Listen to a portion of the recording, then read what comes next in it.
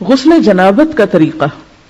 حضرت میمونہ رضی اللہ عنہا بیان کرتی ہیں کہ رسول اللہ صلی اللہ علیہ وسلم نے غسل کا ارادہ فرمایا تو سب سے پہلے دونوں ہاتھ دھوئے۔ یہ غسل جنابت یعنی ناپاک جب انسان ہو جائے تو اس کے بعد پاک ہونے کے لیے جو غسل کرنا ہے اس کا طریقہ۔ تو آپ صلی اللہ علیہ وسلم نے سب سے پہلے اپنے ہاتھ دھوئے۔ ہاتھ کیوں دھوئے؟ کیونکہ باقی کام سب ہاتھوں سے ہی کرتا ہے انسان، تو اگر صفائی کرنے والے ٹول صاف نہیں تو صفائی کہاں ہوگی۔ پھر شرمگاہ کو دھویا یعنی استنجا کیا، پھر بایاں ہاتھ جس سے شرمگاہ کو دھویا تھا یعنی استنجا کیا تھا زمین پر رگڑا، پھر اس کو دھویا۔ زمین پہ کیوں رگڑا؟ اس لیے کہ اس زمانے میں صابن اس طرح اویلیبل نہیں ہوتا تھا، تو مٹی پاک کرنے والی ہوتی ہے، مٹی کے اندر ایسی صلاحیت ہوتی ہے جو جرمز کو کل کر دیتی۔ تو اگر آج آپ کے پاس صابن ہے تو اس کے لیے ضروری نہیں کہ آپ مٹی پر ہی ہاتھ رگڑیں کہ اب آپ پریشان ہو کہ ہمارے واش روم میں تو ٹائلز لگی ہوئی ہیں اور مٹی نہیں ہے تو کیا ہمارا غسل نہیں ہوگا، تو اس کا آلٹرنیٹ آپ استعمال کر سکتے ہیں۔ پھر کلی کی اور ناک میں پانی ڈالا، پھر چہرہ دھویا، پھر کوہنیوں تک ہاتھ دھوئے، پھر سر پہ پانی ڈالا اور بالوں کی جڑوں تک پانی پہنچایا۔ یعنی صرف پانی ڈالا ہی نہیں بلکہ مل کے سر کو بالوں کے جڑ یعنی جہاں سے بال اگتے ہیں اس سارے حصے کو خوب تر کیا۔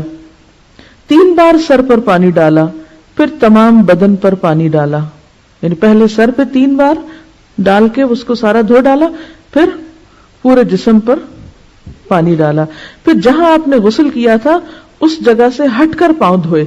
تو اس کا مطلب ہے کہ باقی وضو آپ نے شروع میں کر لیا اور پاؤں دھونے کا عمل بالکل آخر میں کیا۔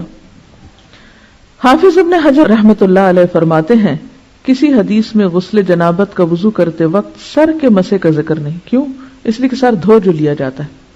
حضرت عائشہ رضی اللہ عنہا اور حضرت عبداللہ بن عمر رسول اللہ صلی اللہ علیہ وسلم کے غسل جنابت میں وضو کا ذکر کرتے ہوئے فرماتے ہیں کہ آپ نے سر کا مسح نہیں کیا بلکہ اس پر پانی ڈالا۔ امام نسائی نے اس حدیث پر یہ باب باندھا ہے جنابت کے وضو میں سر کے مسح کو ترک کرنا۔ امام ابو داؤد فرماتے ہیں میں نے امام احمد سے سوال کیا کہ جنبی جب غسل سے قبل وضو کرے تو کیا سر کا مسح بھی کرے؟ جنبی یعنی جس کو حالت جنابت لاحق ہوئی ہے، ناپاک ہے، جب غسل سے قبل وضو کرے تو کیا سر کا بھی مسح کرے؟